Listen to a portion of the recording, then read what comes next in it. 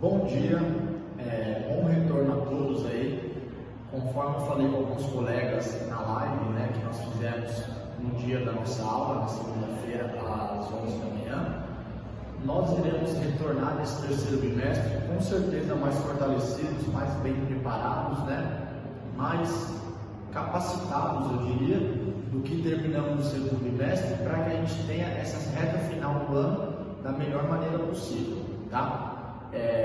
Eu vou ter a trabalhar já, nós professores, não só eu, na sexta-feira, onde nós fizemos um treinamento, fizemos um planejamento, estabelecemos planos de ação, diretrizes, de modo com que pudéssemos estar cada vez mais preparados para atender vocês nesse formato à distância e para que nós possamos cada vez mais dar uma aula com uma qualidade superior para vocês, para que vocês não sejam prejudicados quase nada ou o mínimo possível. Então tenho certeza que esse terceiro bimestre teremos aula com qualidades superiores ao que tivemos no bimestre anterior. Porque como qualquer coisa da vida, a gente vai aprimorando conforme nós iremos praticando. E a gente vem praticando esse formato de aula ao longo do período e a tendência é que nós estamos cada vez melhor para desempenhar esse tipo de papel, ok? Então, possivelmente, vocês irão retornar para a escola no dia 9 de setembro. Porém, até que isso aconteça, nós iremos continuar com as nossas aulas nesse formato à distância. Agora, com maior qualidade, pelo fato de que eu tenho o recurso da lousa para falar com vocês, Eu posso pegar alguma coisa aqui da escola, algum tipo de material do laboratório, enfim. Então, eu tenho certeza que após essa capacitação, após esse treinamento, esse debate entre nós e o estabelecimento de padrões, nós com certeza proporcionaremos para vocês agora uma aula muito melhor do que vínhamos fazendo e iremos melhorando ainda mais a cada dia, tá bom? Hoje nós estamos oficialmente iniciando o terceiro bimestre com a apostila 5, tá? Nós vínhamos vendo sobre várias espécies de seres vivos no decorrer do ano e agora não será diferente. Hoje, na aula 19 da apostila 5, nós iremos ver sobre o grupo que são os cordados.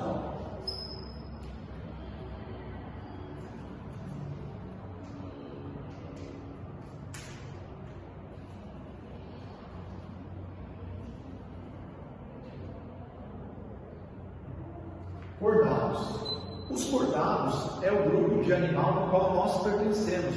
São os animais conhecidos como vertebrados.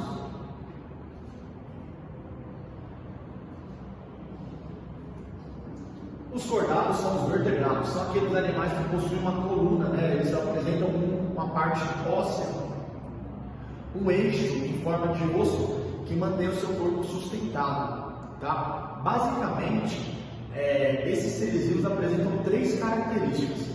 Existem três coisas que todos os cordados possuem. A primeira é algo chamado de notocorda. Notocorda nada mais é do que a espinha. É um osso em forma de pino no meio do corpo. Juntamente com esse osso, existe algo chamado de cordão nervoso dorsal, que é o que transmite todos os nossos impulsos nervosos. Se alguém pisa no meu pé, o impulso de dor sobe pelo meu corpo, passa pelo meu cordão nervoso dorsal, que é a espinha, e chega no cérebro excitador. Se eu quero mexer o pé, a mesma coisa. Eu penso, passa pelo meu cordão nervoso dorsal, e chega até o pé. Então, no meio dessa notocorda, que é esse osso, existe um cordão nervoso dorsal, que é uma estrutura que transmite todas as informações nervosas entre o nosso cérebro e as nossas partes do corpo.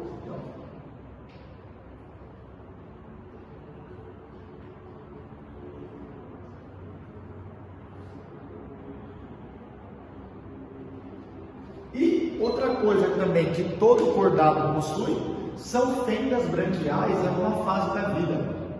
Sabe aquelas aberturas que os peixes têm, tipo umas guelras?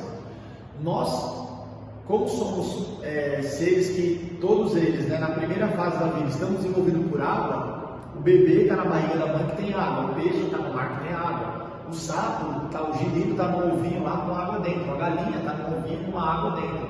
Então, como todos os cordados em determinada fase da vida estão envolvidos por água, todos eles apresentam em alguma fase fendas branquiais. A nossa conforme a gente enquanto bebê vamos nos desenvolvendo, elas sobem, porque ó, eu não tenho nada, meu pescoço é liso, fechado. Mas enquanto eu era um bebê na barriga da minha mãe, em determinado período da minha vida, bem no começo do meu desenvolvimento, eu tinha isso.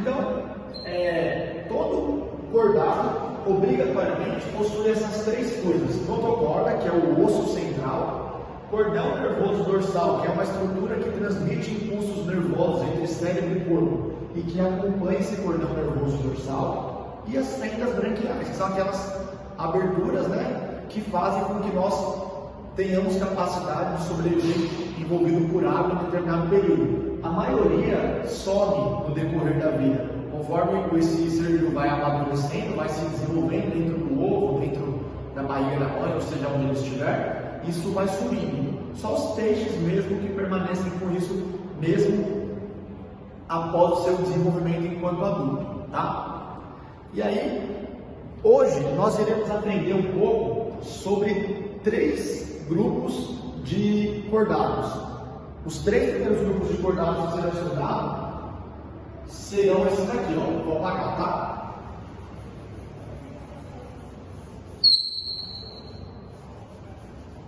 Então, nós iremos aprender sobre os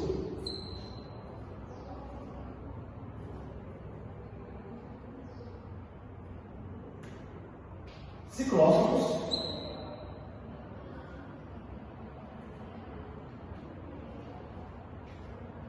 condrídeos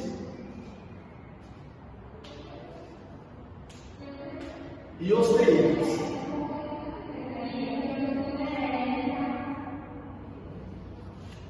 Nós iremos hoje aprender primeiramente sobre esses três grupos de animais.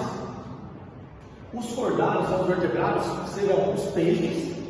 Esses três são três tipos de peixes diferentes: os anfíbios, os répteis, as aves e os mamíferos. Nós iremos aprender sobre todos, mas primeiramente sobre os peixes, tá? Ciclóstomos, ciclo circular. Os ciclóstomos são os primeiros vertebrados que existiram na Terra. São peixes que apresentam a boca circular, ou seja, eles não têm mandíbula. Mandíbula é esse osso aqui que nos permite abrir e fechar a boca. Esses animais eles não têm, eles são tipo assim, ó.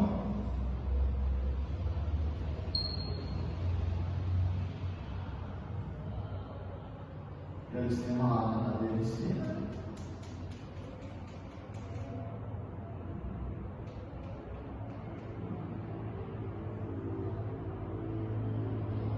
Eles têm a boca mais ou menos nesse formato, tá?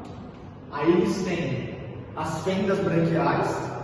Dentro dessas fendas branquiais tem brânquias para eles poderem respirar, E eles nadam com a boca aberta e vão filtrando, tipo crio, camarões, minerais que tem na água. Então, os ciclóstomos são os peixes que não possuem mandíbula.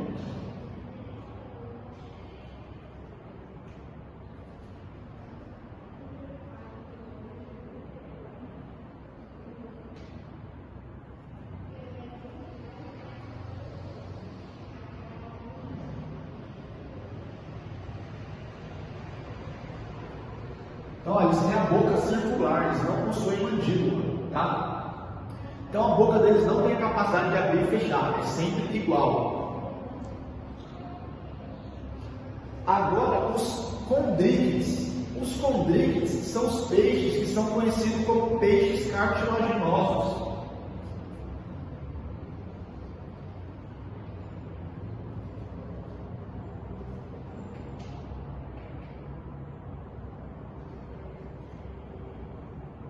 Então, os peixes cartilaginosos são aqueles que, como o nome é bem sugestivo, o seu esqueleto, a composição química do seu esqueleto é cartilagem. Já o osteídeos são os peixes ósseos.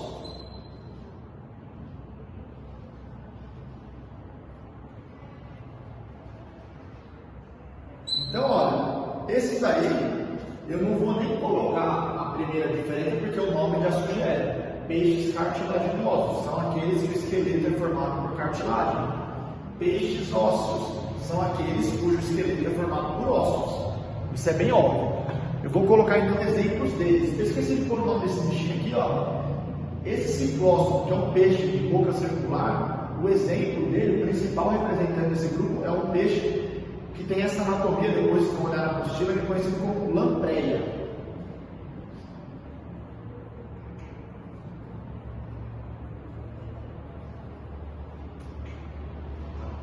Aqui, ó, os condrites, os exemplos principais desses aqui são o tubarão e a raia. Basicamente, todas as espécies de tubarões e todas as espécies de raias são peixes cartilaginosos. Todos os demais são peixes ósseos. Então, por exemplo, aqui, ó.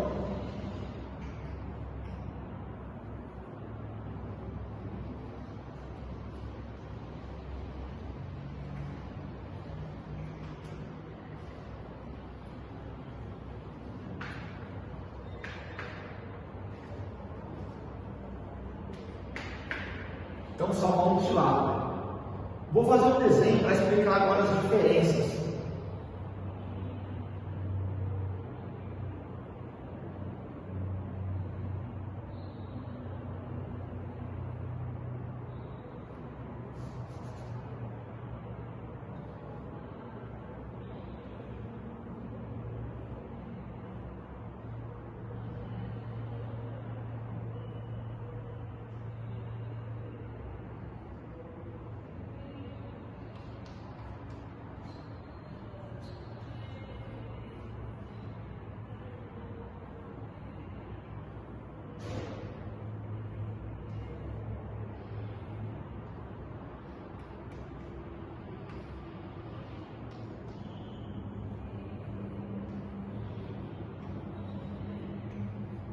Ó, vamos lá.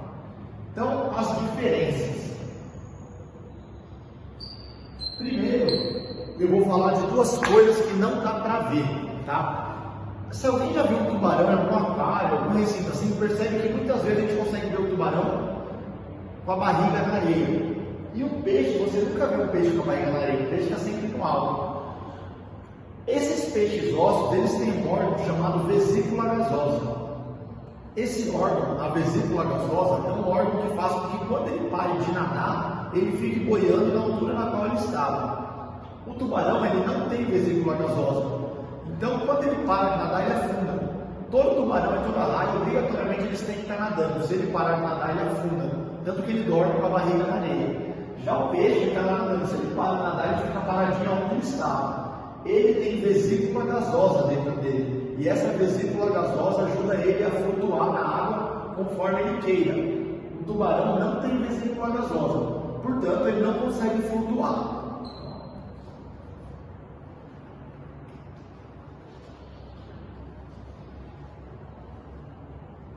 Então, esse tem vesícula gasosa, esse não tem vesícula gasosa. Em contrapartida, a diferença desse para esse, sobre aquilo que não vemos, a parte interna, fisiológica, o intestino dos tubarões é assim, ó, é espiralado. O intestino do peixe é reto. Se o alimento passa reto, ele passa mais rapidamente pelo intestino do que ele passando, dando voltas de uma maneira espiralada, né? Então, o que acontece? Quando o tubarão come, como o alimento passa mais lentamente pelo interior do intestino dele, a absorção de nutrientes dele é maior. E por que é maior? Porque ele é muito maior do que os demais peixes. Então, o gasto calórico dele é maior. Ele precisa de uma dieta com maior quantidade de alimentos do que esse aqui, tá? Então, esse formato de intestino ajuda a aumentar a absorção de alimento pelo corpo do tubarão, porque o tubarão tem, de fato, uma necessidade diária de calorias maior do que esse peixe, tá? Então, esse daqui tem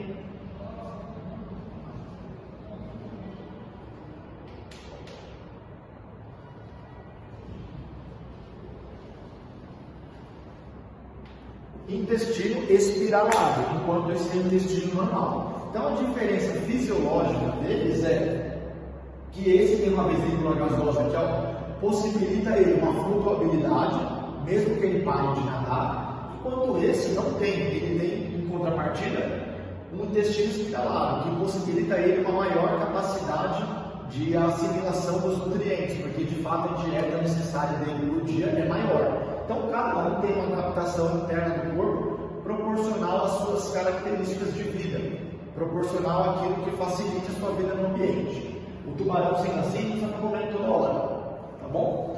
E agora vamos falar sobre aquilo que é visível entre eles. Duas coisas principais. A primeira, todo tubarão, todo peixe cartilaginoso, as escamas deles não dão para ver, é pequena, é microscópico. Se você olhar o tubarão, parece que a pele dele é lisa, você não vê as escamas. Já esses peixes, os ósseos, é possível ver as escamas. Então, escamas visíveis, escamas invisíveis. E a outra coisa é a boca. A boca dos peixes ósseos é frontal, é na cabeça, na frente mesmo. A raia e os tubarões têm a boca na parte de baixo, como se fosse na barriga deles. Então, isso aqui é chamado de boca ventral. Boca ventral, boca no ventre, boca na barriga, na parte de baixo. Isso aqui é uma boca frontal, boca na frente do rosto. Então, peixes ósseos têm boca frontal, enquanto os cartilaginosos têm boca ventral, no ventre. Outra coisa, a escama, conforme falamos, escama invisível, escama visível. Vesícula gasosa, sem vesícula gasosa. Intestino espiralado, sem intestino espiralado. Esqueleto de osso, esqueleto de cartilagem. Então tem várias diferenças que nos possibilitam diferenciar esses peixes. E a outra, que é a última que eu vou passar para vocês, é sobre o órgão respirador. Tanto o peixe, quanto o tubarão, quanto a lampreia, todos eles têm brânquias, porque são seres aquáticos, então eles dependem das brânquias para respirarem, tá? Porém, o peixe cartilaginoso, ele vai ter fendas branquiais, que são esses rasgos na lateral do corpo para que a água entre e chegue na brânquia. O peixe ósseo ele tem uma única entrada, que são as guelmas, ou então também pode chamar de opérculo.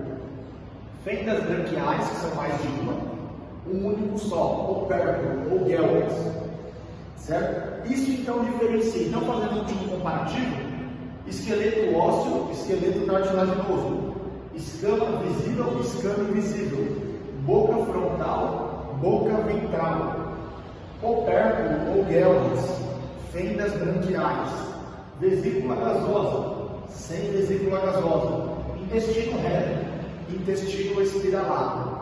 Eles têm bastante diferenças que, ao analisarmos, nos possibilitam saber qual tipo de peixe estamos tratando, tá? E agora, para acabar, vou falar sobre uma coisa comum a todos eles, é que eles são animais mais primitivos. O nosso coração tem 4 cavidades, 2 entradas de sangue, que são os átrios, e 2 saídas de sangue, que são os ventrículos. Todo peixe tem um coração com 2 cavidades, somente 2. Uma para entrar e uma para sair o sangue, tá? E o sentido que o sangue percorre no corpo desses animais é assim: brânquias, onde vai haver uma oxigenação, brânquias, onde vai ser oxigenado, tecidos, onde vai receber o sangue oxigenado e coração. Então, o circuito do sangue, né, de um peixe seria assim, ó, o caminho do coração do sangue percorre brânquias, tecidos,